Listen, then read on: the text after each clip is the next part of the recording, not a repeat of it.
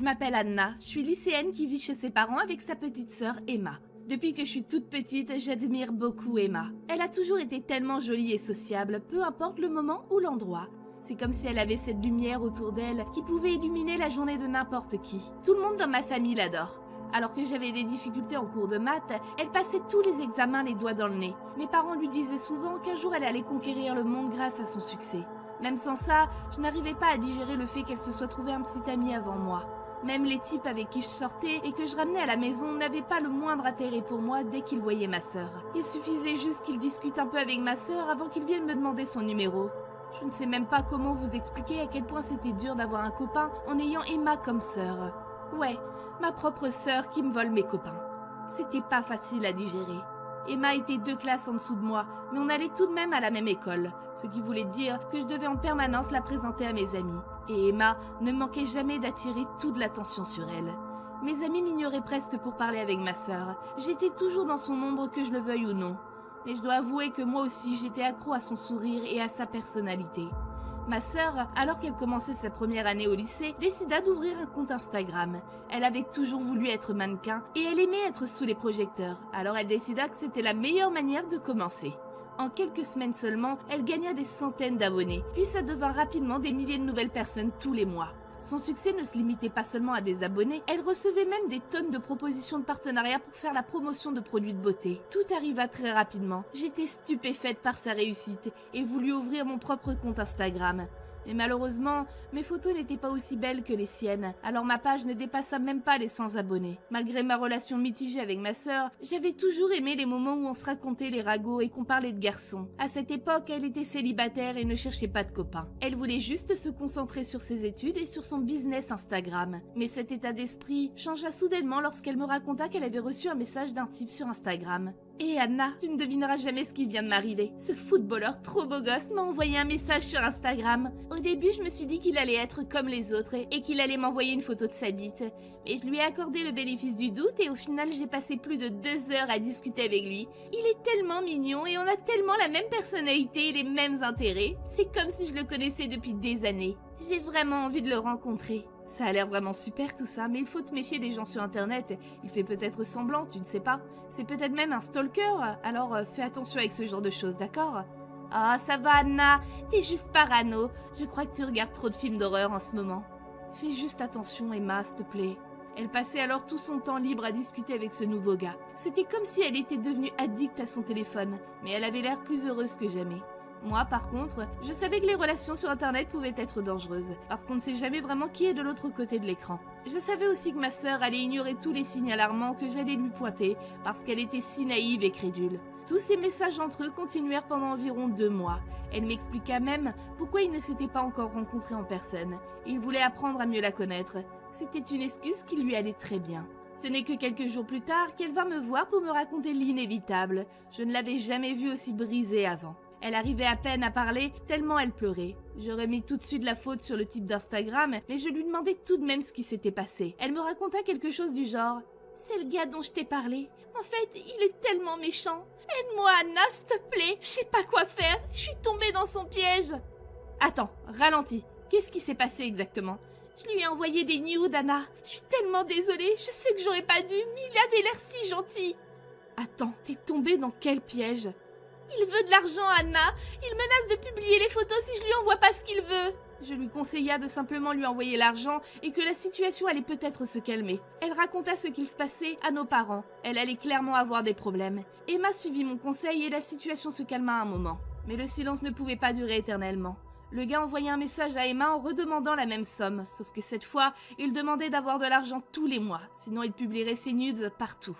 Ma sœur n'avait pas d'autre choix que d'obtempérer. Parce qu'elle était devenue tellement populaire dans notre ville qu'un scandale comme celui-ci ruinerait son image et sa carrière naissante pour toujours. Heureusement, elle avait suffisamment d'argent grâce à toutes ses opérations sponsorisées pour pouvoir se permettre de garder le secret. À nouveau, je lui conseillais de lui obéir et de n'en parler à personne d'autre que moi, parce que son secret allait se répandre comme une traînée de poudre. Son état mental s'empira visiblement pendant les mois suivants. Elle était tellement rongée par la peur que ce type publie les photos d'elle qu'elle n'arrivait même plus à dormir. Elle était presque méconnaissable. La personne insouciante qu'elle était s'était transformée en une personne isolée et triste. De petites coupures commencèrent à apparaître autour de ses poignets et selon moi, ça pouvait être que de l'automutilation. Ça s'empira tellement qu'elle m'a dû aller voir une psychiatre et se faire prescrire des antidépresseurs. Ce sont ensuite ses notes qui prirent un coup et enfin son compte Instagram. Je l'entendais pleurer dans son oreiller tous les soirs. Elle perdait énormément de poids et ne souriait plus sur ses photos Instagram, ce qui poussa ses abonnés à ne plus autant l'apprécier. Elle finit par tout raconter à mes parents sans me prévenir. C'est là que tout changea. Elle leur parla d'abord du chantage, puis leur montra les coupures sur ses poignets. Alors que ma mère pleurait, mon père décida d'agir rapidement et emmena Emma au commissariat pour déposer une plainte. La police commença tout d'abord par localiser l'appareil utilisé pour discuter avec Emma depuis plusieurs mois. Il fallut quelques jours, mais la police nous rappela avec des informations auxquelles personne ne s'attendait. L'appareil qui avait envoyé ces messages à Emma venait de notre propre maison. Les policiers demandèrent alors à parler à notre père, seul. Je découvris plus tard que la police pensait qu'Emma s'était envoyé ces messages à elle-même et que ce comportement autodestructeur était signe de maladie mentale grave. Ma mère essaya plus tard de parler à Emma de la possibilité que ce soit vrai, mais elle nia tout. Un soir, j'entendis mes parents parler d'envoyer Emma dans un hôpital psychiatrique. Elle devenait dangereusement dépressive et elle n'allait quasiment plus à l'école. Elle était tellement rongée par le stress et l'anxiété qu'elle ne pouvait plus rien faire. Lorsque j'entendis mes parents parler de tout ça, je craquai. J'éclatai en sanglots devant eux et ils ne comprirent pas pourquoi. Ma mère me demanda ce qu'il se passait et je leur racontai tout. C'était moi qui étais derrière tout ça. C'est pour ça que la police avait localisé l'appareil chez nous. C'était mon ordinateur qu'ils avaient trouvé. Je n'en pouvais tellement plus de vivre dans son ombre. C'était comme si personne ne me remarquait quand elle était là. Comparé à elle, j'étais toujours la pomme pourrie du panier. À chaque fois que j'essayais de faire quelque chose de ma vie, Emma volait la lumière des projecteurs avec sa réussite. Je voulais qu'elle se sente comme ce que je m'étais toujours sentie, misérable. Voler l'argent d'Emma n'était qu'un bonus à tout ça. J'étais une manipulatrice et j'avais profité d'elle. Ça avait été vraiment simple. Je n'avais qu'à prétendre être ce type parfait pour qu'elle tombe amoureuse. Je savais déjà exactement ce qui l'intéressait et sa personnalité, alors tout fonctionna parfaitement. Je ne pensais simplement pas que ça irait aussi loin. Je voulais simplement qu'elle voie la vie de mon point de vue, là où l'herbe n'est pas toujours aussi verte. Mes parents ne pouvaient pas en croire leurs oreilles. Ils m'exigèrent de quitter leur maison immédiatement, et après avoir tenu des propos sévères, ils refusèrent de me parler. Il fallut presque 1 an avant que ma mère reprenne contact avec moi et me pardonne. Mon père ne me parle toujours pas, et pour être honnête, je pense que je le mérite. Ma sœur finit par découvrir ce qu'il s'était passé et refusa aussi de m'adresser la parole. Notre relation ne s'est jamais remise de cet incident. Heureusement, ma sœur finit par plus ou moins réussir à s'en remettre, mais elle n'a plus jamais vraiment été la même depuis. J'espère vraiment qu'un jour, j'arriverai à regagner sa confiance et qu'on redeviendra des sœurs.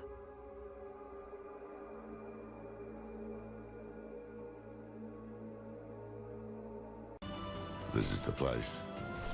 Well, I will try to romance all of them, you know, but what if the lizard isn't the one I find sexiest? I wish I could tell you.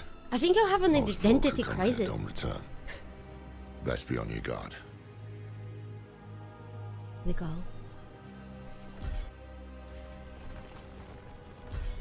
Sure. The island has changed, but not this place. Lilith, I hoped never to come here again. Do you guys think that Well, if she's Lilith and talking, I'll Daenerys take it as a still good love sign. each other? And they have like feelings for each other? And it's kind of like seeing your ex? It was in the evening. The sky rained blood. Every angel. And what if the every moon demon, founds there? all were dead.